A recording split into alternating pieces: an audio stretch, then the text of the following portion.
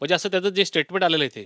आणि पायात गोळी मारणं, तुम्हाला अक्षय शिंदेचं प्रकरण तुम्हाला माहीत असेल, त्यामुळे कोर्टाने देखील सांगितलं तुम्हाला पहिले ते मेजर घ्यावे लागतील की त्याला त्या न्यूट्रलाइज करण्यासाठी. तुम्ही त्या पायात गोळी का नाही मारली, त्याला न्यूट्रलाइज का नाही केला? तो पायात काहीतरी काढत होता तर पायात गोळी मारायची, हाताने काढत होता तर हाताला गोळी मारायची. मी आता या विरोधात कोर्टात जाणार. नक्कीच आम्ही आमचा ड्राफ्ट पण रेडी आहे, आम्ही कोर्टात आता मूव्ह करतो ह्या सगळ्या गोष्टी.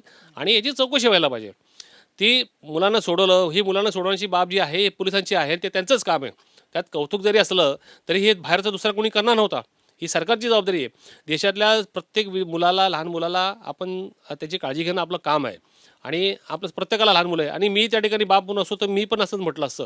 पण पोलिसांचं हे देखील काम आहे, मानवी हक्काचा हा उल्लंघन आहे की त्या व्यक्तीची हत्या न करता त्याला इजा पोचून त्याला न्यूट्रलाइज कसं करता येईल किंवा त्याला शिक्षा कशी देता येईल हे पाहणं महत्त्वाचं असतं. त्याचा खून करून हे उद्दिष्ट साध्य होत नाही आहे. तुम्ही बऱ्याचशा केसेस बघितल्या असेल, त्यामध्ये त्याला पहिले न्यूट्रलाइज केलं पाहिजे. तो काय टेररिस्ट नव्हता, गँगस्टर नव्हता की त्याला तुम्ही गोळी माराल, छातीत गोळी मारला. किती गोळ्या मारल्या पोलिसांनी, किती प्रयत्न केले त्याला हे करायला.